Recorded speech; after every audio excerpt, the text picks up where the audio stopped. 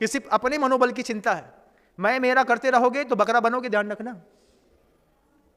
बकरा क्या करता है, कैसा बोलता है, मैं दिन भर सुबह से लेकर शाम तक मैं करता है। फिर उस बकरे की खाल उखाड़ी जाती है, धुनकी बनाई जाती है। धुनकी बनाने के बाद रुई धुनने वाली वो धुनकी होती है ना, वो धुनकी में वो जो बीच का धागा रहता है वो धागा नहीं रहता है। बकरे की आंत को लंबा करके कूट के पीस के टाइट करके सुखा करके उसकी धुनकी बनाते हैं। फिर उस धुनकी को बनाने के बाद जो जिंदगी भर कई पर्यायों में जो हम मैं करते आए, जब वो धुनकी में लग जाता है, धुनकी में लगने के बाद जब रुई धुनकी जाती है तब तू ही करता है। तो जब वो बाद में तू ही करता है, इससे अच्छा हम पहले से तू ही करने लगे, तो कम से कम हमको बकरा नहीं बनना पड़ेगा। जीवन जीने के लिए और सुव्यवस्थित जीवन जीने के लिए जो भी हमारी प्राचीनतम धारणाएं हैं, उन धारणाओं में आचार्य कहते हैं थोड़ा संशोधन करने की जरूरत है। हम सोचते हैं बहुत सारा पैसा होगा तो हमारा जीवन बहुत अच्छा चलेगा, बहुत सारी सुविधाएं होंगी तो हम खुश रहेंगे। लेकिन अपनी तो चर्चा चल रही है कि सुख अलग चीज होती है और सुविधा अलग चीज होती है। लेकिन हमारी धारणा है कि हमारे घर के अंदर जितना पैसा होगा, जितनी हमारे घर के अंदर अकूत संपदा होगी, उतना ज्यादा हम स्वस्थ रहेंगे। और आचार्य कहते हैं, आचार्यों के शब्दों में भी गौर करिएगा, आचार्य कहते हैं कि 10 प्रकार के जो प्राण हैं, वो 10 के 10 प्राण जितने स्वस्थ रहेंगे आप उतना ज्यादा सुखी रहेंगे। दिगंबर जैनाचार्यों ने एक जीते जागते चलते फिरते इंसान के अंदर 10 प्रकार के प्राण माने हैं। 5 इंद्रियां होती हैं, स्पर्शन, रसना, घ्राण, चक्षु और कर्ण। 3 बल होते हैं, मनोबल, वचन बल और काया का बल। फिर श्वासोच्छ्वास होती है, जो आप सांस छोड़ते और छोड़ रहते हैं, और एक आयु होती है। ये 10 प्राणों की स्वस्थता धन पर निर्भर नहीं करती, इस बात को ध्यान रखिएगा। आप कितना भी पैसा कमाते हो, कितनी भी प्लाटिंग काट लीजिए, कितनी भी इंडस्ट्री डाल लीजिए, कितने भी कपड़े की दुकान में सुबह 7 बजे से लेकर के रात को 1:30 बजे तक कपड़ा काट लीजिए, किराना की दुकान में होलसेल में खूब बेच लीजिए, गुड़ शक्कर की खूब सारी रैक उतारवा लीजिए, नमक का धंधा कर लीजिए, तेल की बड़ी बड़ी गाड़ियों टैंकर का व्यवसाय कर लीजिए, पेट्रोल पंप खोल लीजिए।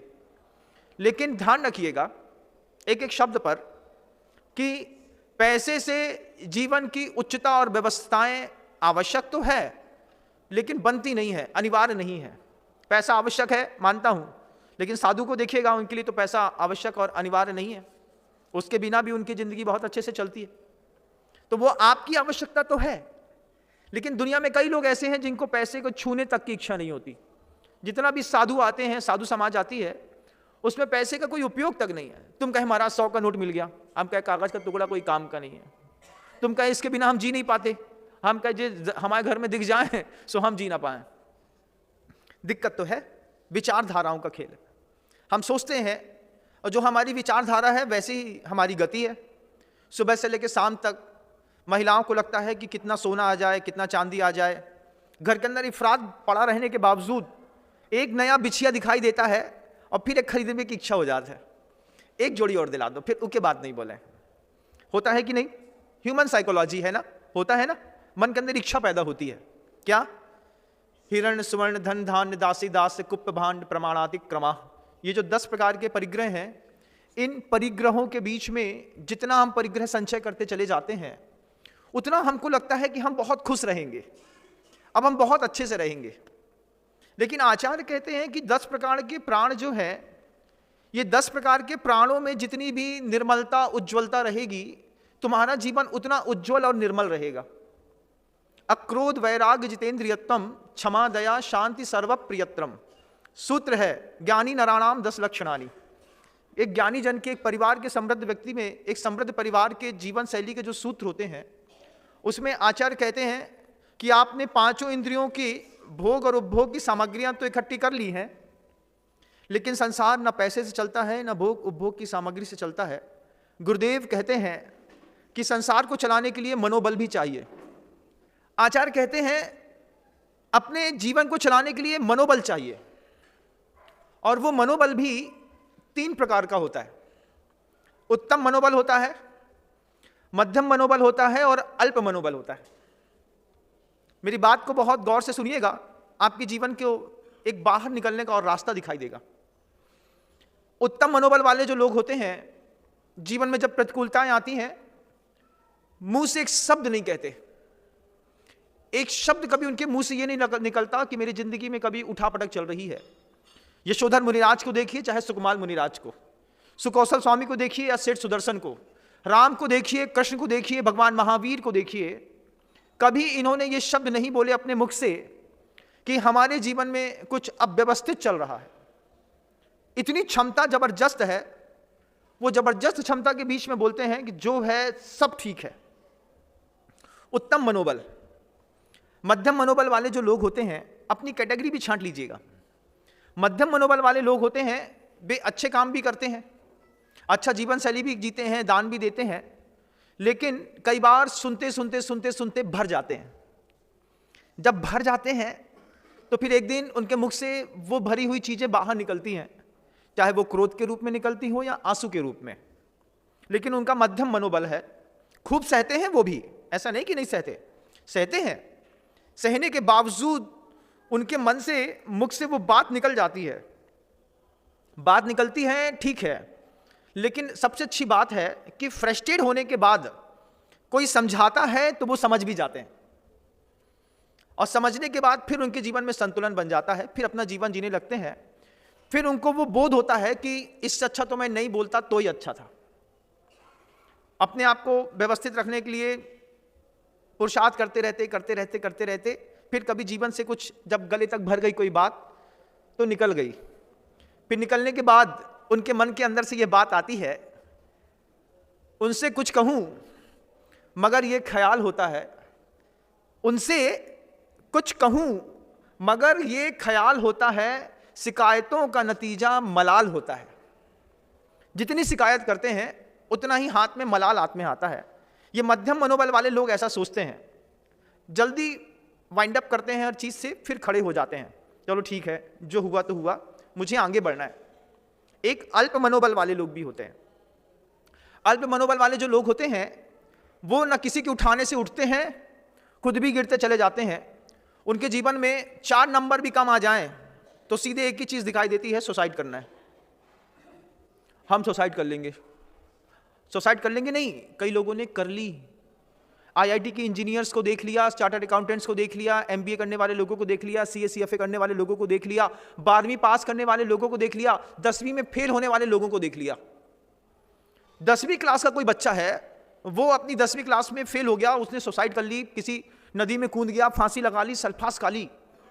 माता पिता को अपने बच्चे के मनोबल की जानकारी होना चाहिए, क्योंकि जीवन को सुव्यवस्थित संगठित रूप से अगर चलाना है, संपादन करना है, आचार्य कहते हैं पैसे से ज़्यादा जरूरी होता है मनोबल। आप सोचो पैसा कितना बेमानी हो गया। तुम्हारे घर में खूब पैसा हो लेकिन तुम्हारा मनोबल ना हो, जरा सी बात में तुमको सुनने पर तकलीफ होती हो, फिर क्या घर में रहते हो? नहीं महाराज, घर में रहना पड़ता है, जगह नहीं दिखाई देती, नहीं तो मर जाते, मरने की ताकत नहीं है इसलिए मर नहीं रहे, ऐसा भी होता है। लेकिन बिल्कुल अल्प मनोबल वाले होते हैं, ना किसी के उठाने से उठते हैं ना स्वयं उठते हैं, थोड़ा भी निमित्त मिलता है तो ऐसा गिरते हैं, ऐसा गिरते हैं, ऐसा गिरते हैं कि गिरते ही चले जाते हैं। अब 3 प्रकार के मनोबल हैं, आपका कौन सा मनोबल है एक बार देखिएगा। फिर उन 3 प्रकार के मनोबलों में भी वे मनोबल 3 प्रकार के होते हैं। उत्तम मनोबल भी 3 प्रकार का होता है, मध्यम मनोबल भी 3 प्रकार का होता है, और अल्प मनोबल भी 3 प्रकार का होता है। ये जो 3 प्रकार के मनोबल मैंने कहे, उत्तम मनोबल, मध्यम मनोबल और अल्प मनोबल, ये तीनों मनोबल भी 3 प्रकार के होते हैं। वो 3 प्रकार के मनोबल में पहला मनोबल उत्तम हो, मध्यम हो या अल्प हो, वो एक सहज होता है। कुछ लोग होते हैं बाय बर्थ जेनेटिकल उनके अंदर ऐसा गजब का तेज रहता है, कोई कुछ भी कहे अरे हर छोड़ो चलता है, आगे बढ़ जाते हैं। ये भी नहीं बोलते कि वो चलो छोड़ो चलता है, उनको तो कोई रोक ही नहीं पाता, बढ़ते चले जाते हैं, बढ़ते चले जाते हैं। दुनिया में ना कोई विवाद रोक पाता है, ना कोई संवाद, ना कोई वचन की शक्ति, ना काया की शक्ति उनको रोक ही नहीं पाती। जैसे कोई राम को रोक नहीं पाया, जैसे कोई कृष्ण को रोक नहीं पाया, जैसे गुरुदेव को कोई रोक नहीं पाया आज तक। एक सहज मनोबल है, वो भी उत्तम। कितना भी तकलीफ सहते हो, दुनिया के हर आदमी ने गुरुदेव से अपना दर्द कहा, लेकिन आज तक गुरुदेव ने किसी से अपना दर्द नहीं कहा। सोचिए उनके भी जीवन का। जो उत्तम मनोबल वाले लोग होते हैं उसमें भगवान राम को देखिएगा, महावीर को देखिएगा, बुद्ध को देखिएगा, कृष्ण को देखिएगा, गुरुदेव को देखिएगा। दुनिया के लोगों ने गुरुदेव के पास जाकर के अपनी तकलीफें कहीं, अपना दर्द कहा, अपनी पीड़ा कही। सबकी दर्द पीड़ा वो व्यक्ति सुनते हैं, मुस्कुराते हैं, आशीर्वाद देते हैं। कभी उन्होंने अपने मन की पीड़ा किसी और से नहीं कही। मेरे मन के अंदर क्या है, मेरे मन के अंदर क्या चल रहा है, मुझे क्या चाहिए, मेरे कैसा होना चाहिए, आज तक गुरुदेव ने किसी से कुछ नहीं कहा। जिसको जो समझ में आया वो समझता रहा, समझते समझते अपने हिसाब से बहुत कुछ करता रहा। लेकिन कोई शख्सियत ऐसी भी है कि जिसने इतना उत्तम मनोबल है, सहज है, वो भी ऐसा भी नहीं है कि किसी और विधि से उनके जीवन में आया है, सहज है। वो सहज मनोबल में उन्होंने आज तक अपना दर्द किसी से नहीं कहा। मुनिराज श्री समय सागर जी महाराज श्री को देखिएगा, प्रतिकृति कहलाते हैं गुरुदेव की। आज तक उन्होंने अपनी तकलीफ किसी से नहीं कही। क्या प्रतिकूलताएं हैं, ठंडी है, गर्मी है, बरसात है, भोजन संबंधी है, विहार संबंधी है, दर्द संबंधी है, बोलना ही नहीं है। क्यों? मनोबल इतना उठा हुआ है, वो भी सहज वाला है। दूसरा मनोबल होता है कालकृत। कालकृत उत्तम मनोबल, कालकृत मध्यम मनोबल, कालकृत अल्प मनोबल। उत्तम मनोबल सहज, मध्यम मनोबल सहज, अल्प मनोबल सहज। सहज मनोबल अल्प वाला दुनिया में कोई उठावे की कोशिश करे, उन्हें उठने नहीं है। उनसे बोले भैया सब ठीक हो जाए, अरे तुम्हारे कहवे से कहा होत भैया हम जाना तो कछु ठीक ना हुई है। भगवान में आके बोले उठो, क्या उठो, ये सब नौटंकी है, हमको तो जाना ही है इस संसार से। अल्प मनोबल है, अपने बारे में बुरा सोचते हैं, अपना बुरा करते हैं। जिंदगी जीने के लिए पैसे से ज्यादा जरूरी चीज मनोबल। देखिएगा आपके परिवार में कौन सा सदस्य किस मनोबल की शक्ति के साथ जी रहा है, उसको पैसे की सुविधा देने के साथ उसके बल को बढ़ाने की सुविधा भी दीजिएगा, तब जाकर के संपन्न परिवार कहलाएगा। कई बार क्या हर बार होता है, मैं हमेशा कहता हूं संसार में कर्मों का दुख नहीं है, रिश्तों का दुख बहुत बड़ा दुख है। कर्म इतना बुरा दुख नहीं देते संसार में जितना बुरा रिश्ते दुख देते हैं। और एक एक पल में रिश्ते रहते हैं, इसलिए उनका नाम रिश्ता रखा गया है। रिश्ता ही रहता है, कितना भी अच्छा कोशिश करने की कोशिश करो वो बहक ही जाता है, वो बह ही जाता है। ना चाहते हुए भी क्रोध घर के अंदर आ ही जाता है। बहुत सारे लोग होते हैं अल्प मनोबल वाले, वो भी सहज अल्प मनोबल वाले, सहज मध्यम मनोबल वाले, सहज उत्तम मनोबल वाले। बहुत सारे दुनिया में लोग होते हैं कालकृत। 3 प्रकार का जो मनोबल है ना, उसमें दूसरी फैकल्टी है कालकृत होता है। दिन के उजाले में अगर आपके मन के अंदर बैठे बैठे इच्छा हो रही है कि भैया एक बार शमशान घाट घूम के आ रहे हैं, कुछ नहीं, अपनी बाइक उठाएंगे, शमशान घाट के 4 चक्कर लगाएंगे, घूमेंगे फिरेंगे, जहां सब जलाया जाता है वहां पे जाकर के पास में बैठ जाएंगे। ज्यादा होगा तो 9 बार नमोकार मंत्र की तुम माला भी फेर लोगे, इतनी भी तुम्हारे अंदर ताकत है। लेकिन अगर तुमसे कहा जाए कि जो तुम कमाल दिन के उजाले में करके आए थे वो रात के अंधेरे में एक बार 12 बजे करके आओ, बोले नहीं, जो न हो पाया। क्या हो गया भैया, तुमको दिन के उजाले में शमशान घाट घूमने में, वहां पर जुआ खेलने में, सिगरेट पीने में अच्छा लगता था, एक बार रात के 12 बजे शमशान घाट में जुआ खेल के आओ। क्यों? मनोबल तो है, लेकिन काल के कारण उस मनोबल में गड़बड़ हो गई। हमारा जो उत्तम मनोबल है वो दिन में तो बहुत उत्तम है लेकिन रात में नहीं है। हमारा मध्यम मनोबल दिन में बहुत अच्छा है लेकिन रात में नहीं है। अल्प मनोबल दिन में है, रात में नहीं है। तो एक मनोबल कालकृत भी होता है, समय पाकर के वो घटता है, समय पाकर के वो बढ़ता है। दिन के उजाले में जो ताकत करने की होती है रात के अंधेरे में नहीं होती, और रात के अंधेरे में भी कई काम करने की जो ताकत होती है वो दिन के उजाले में करने की नहीं होती। रात के 9:30 10 बजे जो लोग शराब पीते हैं उनसे कहो दिन के 10 बजे बियर बार में जाकर के बैठ करके पी के दिखाओ। कालकृत मानसिकता ही काम नहीं करती महाराज। दिन के उजाले में कौन मूर्ख शराब पीता है? और शराब पीने वाले भी समझदार होते हैं, ऐसा नहीं कि वो मूर्ख होते हैं। वो समझते हैं कि मानसिक परेशानियों से विकल्प से मुक्त होने के लिए जो है कोई ऐसी औषधि चाहिए जिस औषधि का प्रयोग करके यहाँ पे माथा ठनके नहीं। तो बेचारे शराब पी लेते हैं, और शराब पी करके जब 2-4 घंटे लौटते रहते हैं, इधर उधर बहकते रहते हैं, तो उनको जो मानसिक अनुकूलता मिलती है उससे उनको बड़ी शांति मिलती है। लेकिन आचार्यों ने कहा उसके लिए शराब पीने की जरूरत नहीं थी, थोड़ा सा ध्यान भी करते तो भी तुम्हारी मानसिकता अच्छी हो जाती। लेकिन तुमने ध्यान को अपने जीवन का सूत्र नहीं बनाया क्योंकि किसी ने बताया नहीं। शराब से आप अनकॉन्शियस होकर के अपने आप को स्वस्थ तो समझते हैं, लेकिन ध्यान के माध्यम से अपने स्वयं के स्वास्थ्य को समझ करके अनकॉन्शियस होकर के इस मेंटल प्रेशर को रिलीज करने की आपको विधि नहीं आती। इसलिए बहुत सारा मेहनत का पैसा सिर्फ शराबों में बह जाता है। कितना भी अच्छा मिनिस्टर, कितना भी अच्छा प्रधानमंत्री क्यों ना हो, एक तरफ शराब निरोधक शिविर लगाता है, एक तरफ शराब के ठेके बांटता है। शराब का ठेका पूरी दुनिया में हम ही बांटेंगे और फिर हम ही शराब से बचने के उपाय बताएंगे। हमने पोस्टर में चिपका दिया शराब पीने से कैंसर होता है, फेफड़ा गल जाता है, और यहां पे लाइसेंस दे दिया। बिल्कुल डबल पॉलिसी है। जबकि शराब पर बैन लगा करके भी रेवेन्यू कमाया जा सकता था। अब तो गुजरात में भी पहले सुनते थे शराब पे बैन था, अब गुजरात में भी खोल दिया। रेवेन्यू कमाना है। डेयरी प्रोडक्ट से रेवेन्यू नहीं कमा सकते हैं। ब्राजील की पूरी अर्थव्यवस्था गाय के ऊपर डिपेंडेंट है। हमारे यहाँ गौ माता है, वहां पे जानवर कहते हैं उस गाय को। वो जानवर को समझ करके उससे पूरी की पूरी अर्थव्यवस्था को संभाल लिए हैं। पूरी दुनिया में दूध बेचते हैं, पनीर बेचते हैं, घी बेचते हैं, चक्का बेचते हैं, मिठाई बेचते हैं। गाय के प्रोडक्शन बेच बेच के उनने उतना रेवेन्यू कमा लिया। हमने शराब बेच करके उतना रेवेन्यू कमा लिया। इधर पे शराब के लाइसेंस भी देते हैं। सरकार है, पॉलिसी देखिएगा एक बार, चाहे वो कमल वाली हो चाहे हाथ दिखाने वाली हो, लेकिन सबकी पॉलिसियां हैं। वे एक ही काम करते हैं बस, इधर शराब के लाइसेंस बांटो, इधर पे अहिंसा परमो धर्म की जय बोलो, इधर पे मंदिर में जाकर के माथा टेको और यहां पे बोलो भैया ये शराब और जुआ सट्टा का सब काम करो। रमी लीगल कर दी मोबाइल में और कह रहे हैं कि हम स्वच्छ और स्वस्थ भारत बनाना चाहते हैं। एक प्रश्न चिन्ह तो खड़ा करूंगा, मैं पूछना तो चाहूंगा कि जब आपके यहाँ के पुलिस वाले जुआ का फड़ चलता है उसको पकड़ने पर अपराध समझते हैं, तो रमी को लीगल खेलने पर अपराध क्यों नहीं है तो वो भी, लेकिन चल गई सो चल गई।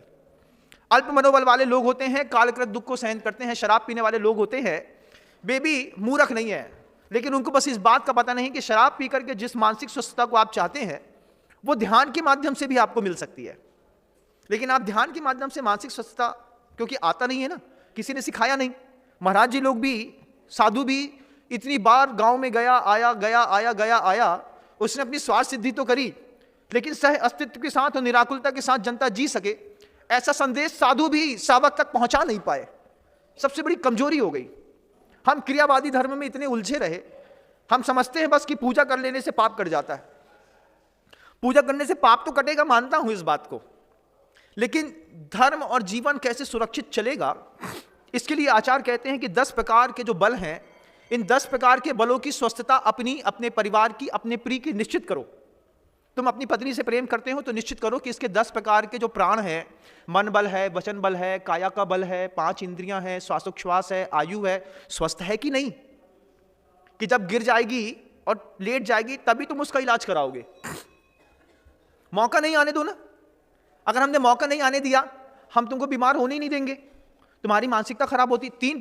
10 प्रकार के बलों में सबसे पहले कहा गुरुदेव ने? काय बल नहीं कहा, पहले कहा मनोबल, फिर वचन बल, फिर काया का बल।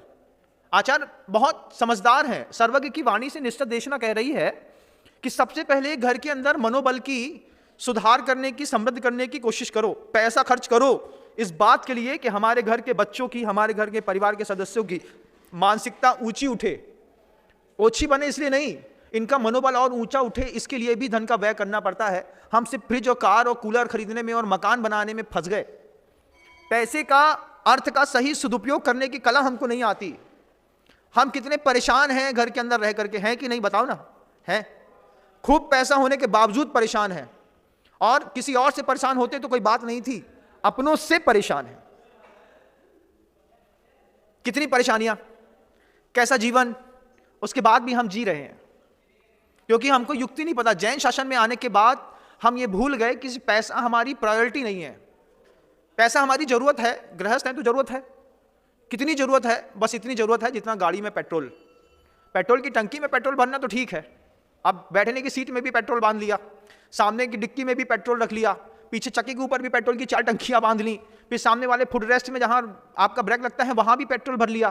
तो पूरे में पेट्रोल भर लोगे तो सुख कैसे भोगोगे गाड़ी का? पूरा जीवन अगर धन धन धन धन में निकल गया और लास्ट में निर्धन आता है, लास्ट में निधन आता है। धन धन धन धन धन कमाता रहा, अंत में रिजल्ट आया निधन, धन से रहित होकर के निकल दिया। आचार्य कहते हैं घर के अंदर स्वस्थ संपन्न जीवन जीना है तो जितना पैसा कमाने में उपयोग है, इतना सोचो कि हमारे परिवार के सदस्यों का मनोबल उत्तम है, मध्यम है कि अल्प है। अल्प है तो पैसा खर्चा करो, उसके अल्प मनोबल को मध्यम तक लाओ। जिसके लिए पैसा खर्चा किया जाता है, टीवी, फ्रिज, कूलर, एसी, पंखा, गाड़ी, मोटर, बंगला, प्लॉट बनाने के बाद पैसा किसमें खर्चा करना? कि हमारा मनोबल सुरक्षित रहे, हमारे बच्चे का मनोबल अच्छा रहे। 4 अंक कम आने पर हमारा बच्चा अगर फांसी लगा करके मर गया, जवाबदारी किसकी है? गुरु की, आपके परिवार की। परिवार के लोग अपने बच्चे का मनोबल ऊपर नहीं उठा पाए, उसको बता नहीं पाए कि बेटा फेल पास तो चलता रहता है, होता रहता है, कोई बड़ी बात नहीं है, जिंदगी अच्छे से जीना है। हम हमेशा कहते हैं लड़कों की बैलेंस शीट देखी जाती है, मार्कशीट नहीं देखी जाती। उसके पीछे का सिर्फ एक ही कारण रहता है कि कहीं बच्चे फ्रस्ट्रेट होकर के, माता पिता ने कॉम्पिटिशन में झोंक दिया, बच्चे फ्रस्ट्रेट होकर के अगर मर जाए, सुसाइड कर लें, तो माता पिता की पूरी साधना बर्बाद हो जाती है। एक माँ अपना बड़ा सा पेट लेकर के पूरी दुनिया में घूमती है, जब बच्चे की अर्थी उठती है तो पत्नी सिर्फ 13 दिन रोती है, लेकिन माँ जिंदगी भर रोती है, क्योंकि माँ को दर्द पता है। कैसे सोच करके, कितनी प्रार्थना करके एक संतान गर्भ में आई, 9 महीने कैसा पाला, प्रसव की कैसी पीड़ा थी, क्या छोटे छोटे दर्द थे, ठंडी में ठंडे पानी से हाथ डालना, फिर धोना, फिर पोंछना, फिर धोना, फिर पोंछना, कभी पेट गल गया, कभी छाती गल गई पानी से। किसी भी इंसान के मरने का दर्द परिवार के किसी सदस्य को नहीं होता जितना मां को होता है। 4 दिना तिरिया रोए, 13 दिना तेरा भाई, जन्म जन्म तेरी माता रोए, करके आस पर आई। हमें कोई अधिकार नहीं है किसी व्यक्ति की हिंसा करने का, हमें कोई अधिकार नहीं है कि अपने शब्दों से, अपनी काया के, अपने वचन के बल से किसी के मनोबल को तोड़ने का। अगर हमारे शब्द किसी का मनोबल तोड़ते हैं तो सोचो कल को अगर वो उसने कुछ कर लिया तो जवाबदार कौन है? शब्द जवाबदार होते हैं। कातिल कई बार दिखाई नहीं देता लेकिन होता जरूर है। फांसी लगाने वाले का भी, उसका कातिल दिखाई नहीं देता लेकिन कोई ना कोई कातिल जरूर होता है। दिखाई भले ना दे लेकिन शामिल जरूर होता है। हर खुदकुशी करने वाले का एक कातिल जरूर होता है। कहीं ऐसा तो नहीं कि आपके शब्द किसी के लिए कत्ल का निमित्त बन रहे हो? घर के अंदर, परिवार के अंदर, समाज के अंदर, देश के अंदर देखिएगा। आज का ये पूरा का पूरा महीना 2024 भगवान श्री राम को समर्पित है, उनके आदर्शों को समर्पित है, उनकी सहन शक्ति को समर्पित है। 2024 की जनवरी राम के पूरे जीवन को समर्पित है, जिसने जीवन भर दर्द सहा लेकिन एक शब्द कहा नहीं। कितना उत्तम मनोबल है प्रभु श्री राम का। भगवान महावीर से बहुत पहले हुए हैं राम, और बहुत पहले सिद्धालय में जाकर के विराजमान भी हो गए। 63 सलाखा पुरुषों में भी उनकी गिनती आती है। ऐसा कौन सा धर्म है जो ये बोले कि हम धार्मिक भी हैं और राम को नहीं मानते? ये कंट्रोवर्सी दुनिया में कहीं है ही नहीं। किसी भी व्यक्ति ने अपनी धार्मिकता सिद्ध करी है तो राम का सहारा लिया है, तब जाकर के उसको उसके जीवन में धर्म दिखाई दिया। सौभाग्य है हमारा, हम बैठ करके वस्तु तत्व का चिंतन करके जीवन जीने के लिए धन से ऊंची किसी चीज को समझने की कोशिश कर रहे हैं। उत्तम मनोबल, मध्यम मनोबल और अल्प मनोबल, आपका कौन सा मनोबल है? उसमें भी एक सहज, एक कालकृत, दिन के उजाले में तो जाकर के शमशान में बैठ पाए, रात के अंधेरे में घर के सदस्य की ही मान लो मृत्यु हो गई हो और पिता कहे बच्चे से, जाओ बे दादी की थोड़ी हड्डियां अस्थियां देख आइयो, सब व्यवस्थित है कि नहीं है, कोई लकड़ियां तो निकाल के नहीं लेको चिता से, देखाओ एक बार, जाके देख के दिखाना अकेले में। खुद की दादी मरी, ठंडी के दिनों में शाम को 5:30 बजे मान लो किसी की अर्थी जली हो और 7:30 बजे कोई घर को सदस्य बोले कि जाओ एक बार देखाओ सब ठीक है कि नहीं। कहा देखा है उते पे सब ठीक है कि नहीं? अपन खचू बच्चे तब तो देख के आए कि सब ठीक है कि नहीं। क्यों? क्योंकि मनोबल नहीं है। काल बदलता है तो मन की शक्ति बदल जाती है। कुछ शक्तियां दिन में प्रादुर्भूत होती हैं, कुछ रात में। अब आचार्य कहते हैं कि तीसरा होता है मनोबल, अल्प, मध्यम या उत्तम, वो युक्तिकृत होता है। युक्ति कैसी? कि बहुत सारे सैनिकों को बार बार बार बार बार बार दिमाग में भर दिया, वतन के लिए, वतन के लिए, वतन के लिए। जैसे आतंकवादियों ने भर दिया अपने धर्म के लिए कुर्बान हो जाओ। अब कुर्बानी कुर्बानी कुर्बानी, पता नहीं किसको प्यारी है कुर्बानी। आदमी गाता रहता है, पूरे शरीर में बम लगाते हैं। युक्तिपूर्वक मनोबल को ऊपर उठा दिया। मरने में धर्म समझता है इंसान, जबकि विनम्र सागर हमेशा कहता है कि भगवान के लिए, धर्म के लिए मरने की बात मत करो, भगवान और धर्म के साथ जीने की बात करो। कि तुम महावीर के साथ कितना जी सकते हो ये करके दिखाओ ना। तुम दिखाओ कि तुम गुरु नानक के साथ, तुम इस्लाम के साथ कितना जी सकते हो। जीने का तरीका बताओ, अपने ऊपर गर्व महसूस करो कि मैं महावीर के सिद्धांत के साथ जिंदगी जी गया। ये चिल्लाना बंद करो, कहना हम अपनी वतन के लिए, हम अपने धर्म के लिए जान दे देंगे। जान देने वाले कायर होते हैं, जीने वाले महावीर होते हैं। और एक आज नहीं तो कल, कल नहीं तो परसों, देखते देखते हम सबको महावीर बनना है। आज इस मार्ग पर मैं हूं, आज इस मार्ग पर मेरे साथ के साधर्मी मुनिराज हैं, कल इस मार्ग में आप भी आएंगे। ना चाहते हुए भी प्रकृति आपको, आपका पुण्य आपको घुमा करके उस रास्ते पे खड़ा कर देगा कि आप खुद बोलेंगे कि मुझे आर्यका बनना है, मुझे मुनि बनना है, मुझे साधना करनी है। वो स्थितियां आज नहीं बनी है तो कल बनेंगी। युक्तिकृत भी मनोबल ऊपर उठाया जाता है, उत्तम भी, मध्यम भी और जघन्य भी, अल्प भी। उठाया जाता है तो गिराया भी जाता है। उत्तम मनोबल वाले भले कुछ नहीं बोलते हो, लेकिन बार बार बार बार बार बार कहते कहते राम का मनोबल तोड़ दिया ना, धोबी ने तोड़ दिया ना। लोगों ने कह दिया ना सीता उनके यहां रह के आई है, सुनते रहे, जानते थे कि पवित्र है मेरी सीता, किसी के ऊपर उसने कभी नजर उठा के भी नहीं देखा होगा।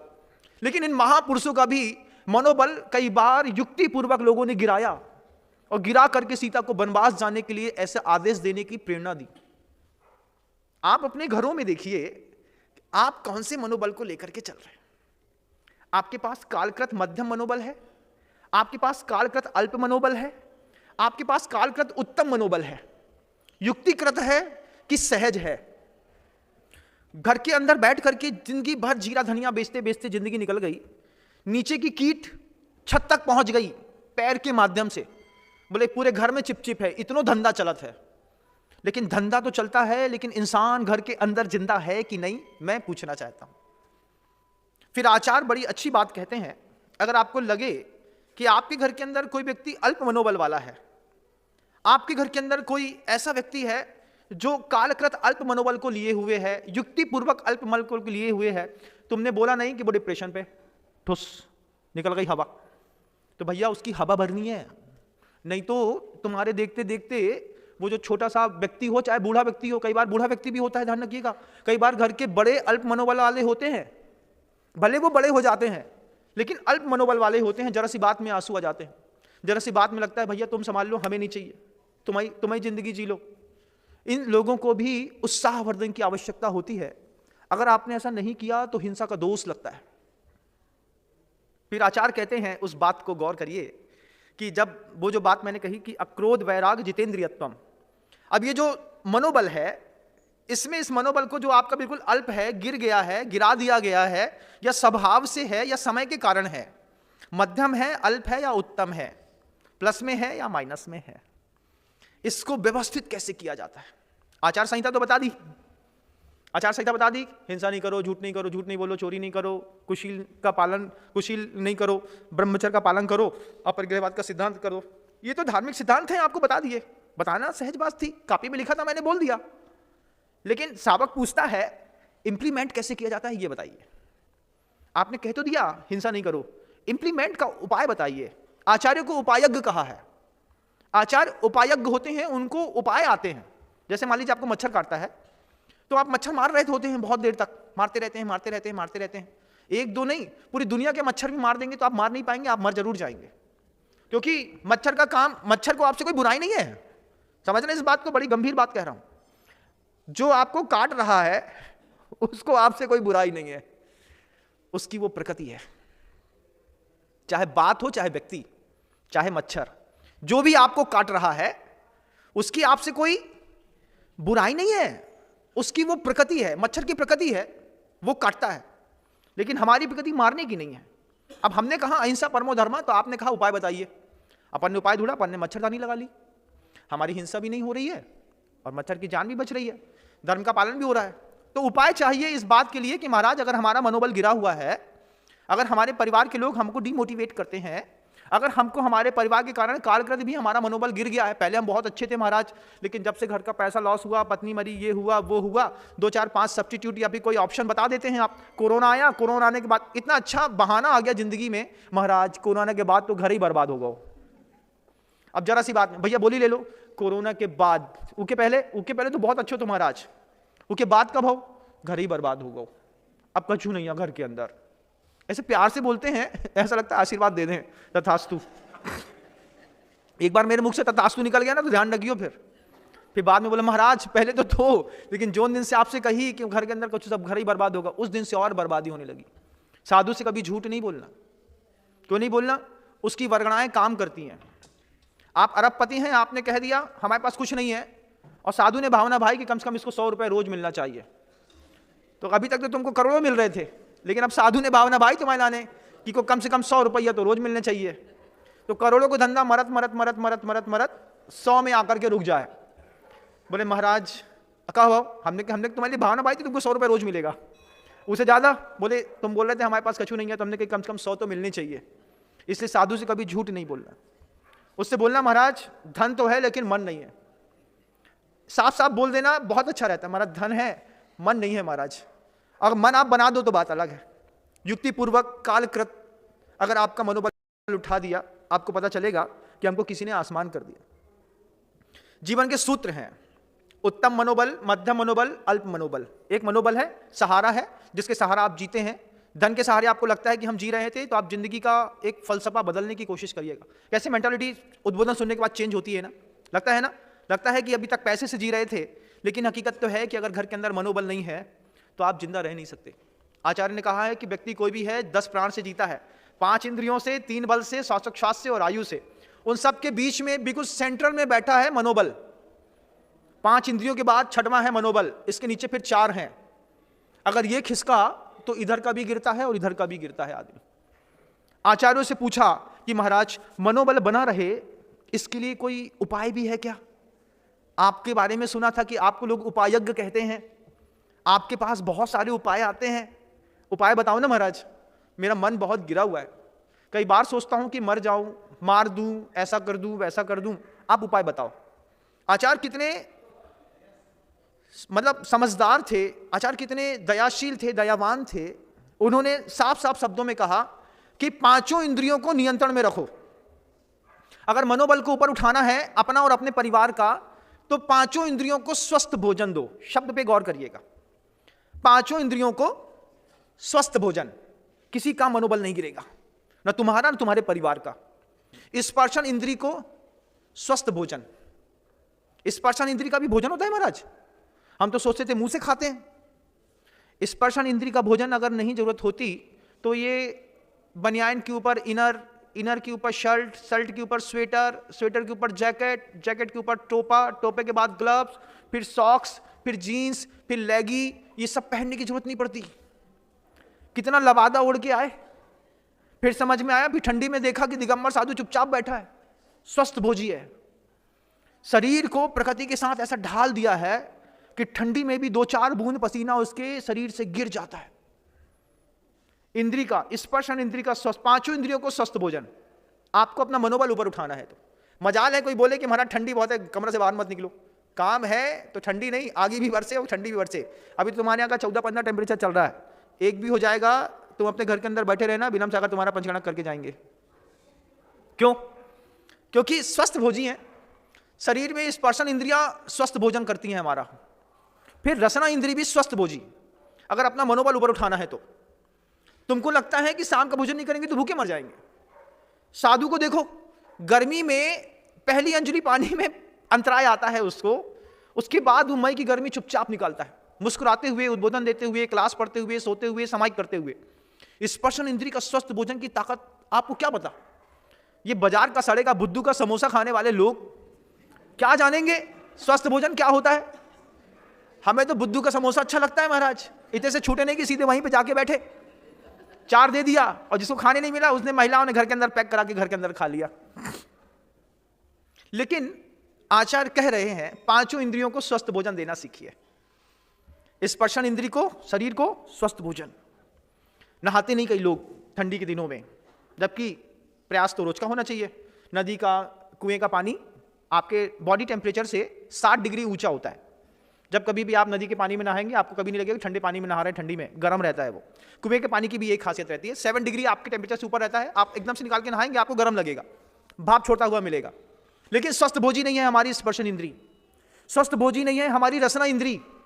हमको जहां जब जो मिलता है चुपचाप खा लेते हैं।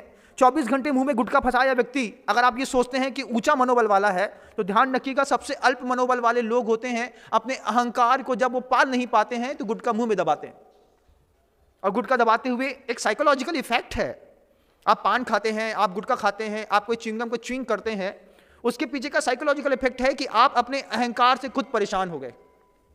अपने क्षोभ, अपने क्रोध, अपने काम के ऊपर जब काम नहीं कर पाता इंसान, तो मुंह में दबा करके उसको बहुत कूटता है बार बार, कैसा किसमिसाता है, तब जाकर के आपको लगता है कि गुटखा में स्वाद आता है। स्वाद नहीं आता है। गुटखा एक साइकोलॉजिकल इफेक्ट है जो दिमाग से बोलता है कि मनोबल से गिरा हुआ इंसान गुटखा खाता है, पान खाता है। ऊंचे हुए इंसानों को बार बार मुंह में डालने की कुछ जरूरत ही नहीं पड़ती। एक बार दिया तो ठीक, और नहीं दिया तो भी चलेगा, हम खुद ही छोड़ देते हैं। तुम क्या छुड़वाओगे, हम खुद ही छोड़ देते हैं। हमारा खुद ही त्याग है, रस परित्याग है, उपवास है, एकासन है, कम भोजन करना है, हमारी लाइफस्टाइल में शामिल है। क्यों? आचार्य ने कहा था कि अपने मन बल को ऊपर उठाना है बेटा, जिससे जिंदा रहते हैं ना, वो ऊंची, बहुत ऊंची चीज है। उस ऊंची चीज के साथ जियो। पांचों इंद्रियों को स्वस्थ भोजन दो। स्पर्शन इंद्रिय को स्वस्थ भोजन दो, रसना इंद्रिय को स्वस्थ और गर्म भोजन दो। बस जितना है उतना ले लो, पर्याप्त है। लेकिन सुबह चाय भी चाहिए, कॉफी भी चाहिए, फिर नाश्ते भी चाहिए, फिर बासा भी खाना है, फिर गैये के हिस्से का भी हम ही खा जाते हैं कई बार। अब कौन फेंके, इतना घी लगो तो सड़गाओ, अरे 2 कौर तो है, गैये के हिस्से का होता है कि नहीं, बोलो ना। हाँ महाराज करते तो हैं, लेकिन आप माइक में क्यों बोल देते हैं? हम तो माइक में सिर्फ इसलिए बोल देते हैं कि तुम समझ सको। बासी रोटी थी, सुबह सुबह गैया को देनी थी, लेकिन इतनी चतुरे निकले तुम लोग कि तुम लोगों ने गैया की रोटी को मिक्सी में पीसा, उसको तल दिया और तली रोटी बना करके खुद मसक गए। बोलो हाँ। हाँ देखो कितने प्यारे हो, हाँ बोलते तो हो कम से कम तुम लोग। ये स्वस्थ भोजन नहीं है। स्वस्थ भोजी है जिनके घर के अंदर विज्ञान चलता हो, शाम होते होते तक पूरा बना दिया है, सुबह का ये अलग कर देते हैं। माँ बहनें बहुत समझदार होती हैं, कढ़ैया बर्तन ये सब किनारे निकाल देते हैं और बोल देते हैं नौकर से, सुबह सुबह गाय आती है ना, उस गाय को दे देना है। और गाय पालनी चाहिए, चाहे पुकार से पालनी चाहिए। गांव में फिरती हुई गाय है ना, उसको अपने घर के अंदर का एक टाइम शेड्यूल टाइट करो। कोई भी गाय है उसको 5 बजे बुला करके थोड़ा सा दे दो। जब 5, 7, 8 दिन दोगे, 9वें दिन खुद ही तुम्हारे घर का खराब भोजन करने के लिए वो खुद उपस्थित हो जाएगी। उसका जीवन भी पलेगा, तुम अशुद्ध भोजन से भी बचोगे, तुम्हारी रसना इंद्रिय को स्वस्थ भोजन मिलेगा तो तुम्हारा मनोबल भी स्वस्थ रहेगा। स्पर्शन रसना के बाद घ्राण, सूंघने वाला अच्छा डीओ चाहिए। उस डीओ में अपनी ही बदबू समझ में नहीं आती। जबकि आचार्य कह रहे हैं कि अगर मति मति मम नाशिका ध्रुव गुण की उपासिका, आचार्यों ने कहा मेरी नाक कैसी है, वो ध्रुव गुण की उपासक है।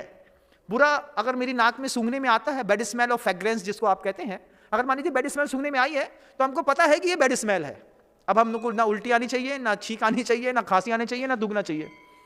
और फ्रेग्रेंस आ गई तो और खींच लो, छाती फट जाए, इधर से छेद होकर हवा निकल जाए, तो क्या कर रहे हैं, अरे क्या खुशबू आ रही है। लेकिन आचार्य कहते हैं समभाव बना के रखो अगर अपना मनोबल ऊंचा रखना है तो। आप लोगों को कई बार अपशिष्ट पदार्थों की घिन आती है, साधु वर्गों को निर्विचिकित्सा का गुण होता है, उनको बुरा नहीं लगता। ठीक है, उसका स्वभाव है तो वो हो रहा है।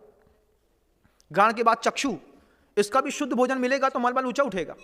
दुनिया में बहुत सारी ऐसी जानकारियां हैं जो जीवन में नहीं मिले तो जीवन बहुत अच्छा चलता है, बहुत अच्छा। समझ रहे हैं मेरी बात? आप तो रील्स में लगे होते होंगे सुबह से लेकर शाम तक देखने में, लेकिन आगम कहता है कि बहुत सारी जानकारियां जीवन की पता ना चले तो जीवन बहुत सुखमय होता है, और पता चलने के बाद जीवन में अंधकार आ जाता है। 2 लोग बात कर रहे हैं, आपको दिमाग में कुलबुल मच गई। कुलबुल कह रही है कि पक्का मेरे बारे में कह रहे हैं। अब धीरे से हम जैसे एक आदमी खिसका अपन दूसरे से प्रिय के पास जाके बोले काहे का बोल रहा, तो कौन के बारे में का बोल कर रहा हो, तो जो तो बताओ कैसे बोल रहा हो, टोन का थी। अच्छा बताओ, इतनी सारी जानकारी मिलने के बाद क्या तुम्हारे दिमाग में शांति आएगी कि क्रांति आएगी? बताओ ना, मेरी बात का जवाब दो। क्रांति आएगी। हम कई चीजों में अज्ञानी रहे ना तो हमारा जीवन बहुत अच्छा है, बहुत अच्छा। लेकिन हमको हमारे जीवन में अज्ञानता पसंद नहीं है। पता है शत्रु है, पता है हमारे मित्र से बात कर रहा है, लेकिन ह्यूमन साइकोलॉजी है, एक मनोविज्ञान है, हम जाकर के पूछते हैं उससे क्या बोल रहा हो, जो बताओ। अच्छा तुम, अच्छा बताओ, हम तुम्हें गुड़ को लड्डू खिलाएं, तुम बताओ क्या बोल रहा हो। घर के अंदर बच्चों से पूछते हैं ऐसा, बताओ ना बेटा पापा क्या बोल रहे थे, हमारे बारे में कुछ कह रहे थे? कुछ नहीं मम्मी तुम्हारे बारे में नहीं कह रहे थे। कौन के बारे में कह रहे थे? बड़े कक्का के बारे में कह रहे थे। क्या कह रहे थे? हम नहीं बता रहे, हम तुम्हें 5 रुपया दें, तुम बताओ। अब वो जानकारियां, जिन जानकारी के अभाव में जीवन शांति से चल रहा था, लेकिन पता होने के बाद क्रांति आएगी, मानसिकता अस्वस्थ होगी, अशांति आएगी।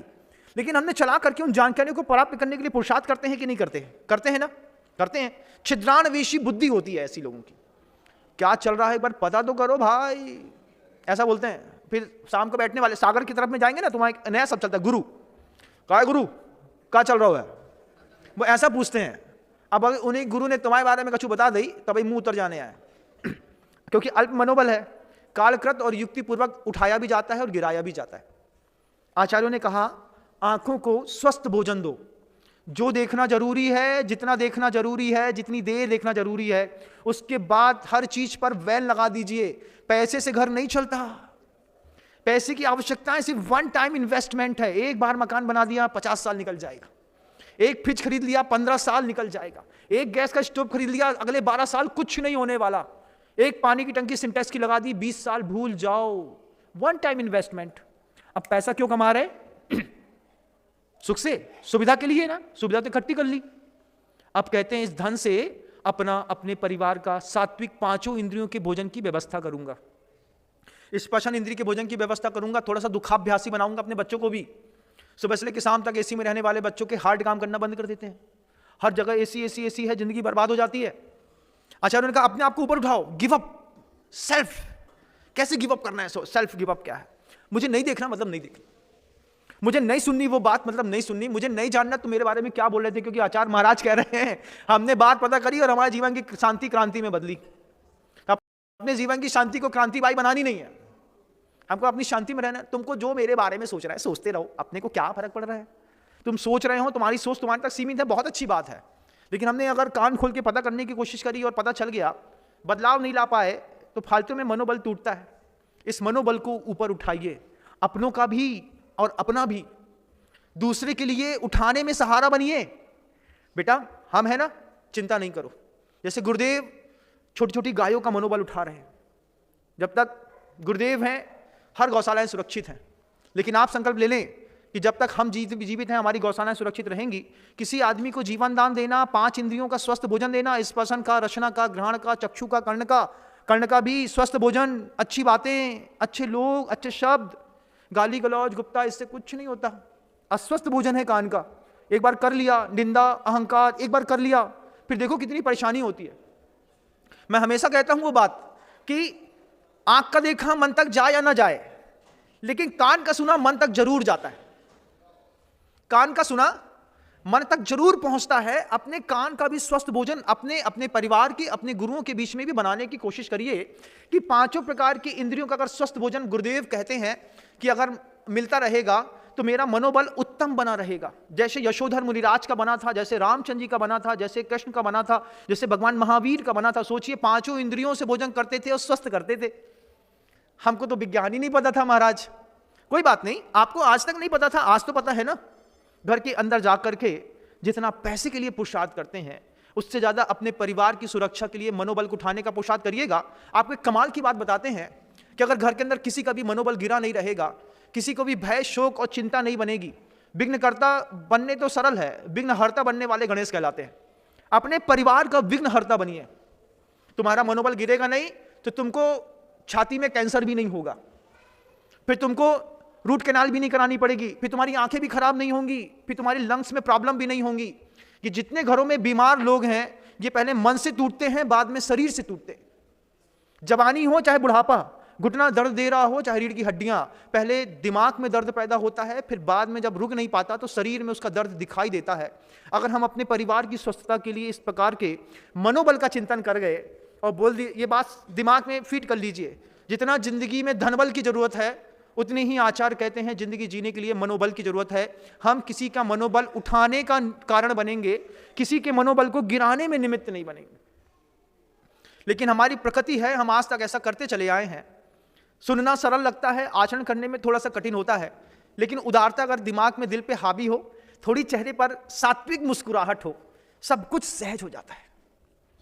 और नहीं हो, समझ में आ गई हो बात, तो बस बच्चे से बोलना है, बेटा आज हमने महाराज को प्रवचन सुनो, हमारे मन के अंदर पता नहीं कैसो लग रहा हो, एक बार तुम भी सुन लो। और फिर सुन करके उसको बैठ करके सुनाओ, और धीरे से दोनों के मनोबल को बदलने के लिए एक नया निमित्त को बीच में रखो और अपने जीवन में अमूलचूल परिवर्तन लाने की कोशिश करो। तब जैन शासन की शान माने जाएंगे आप।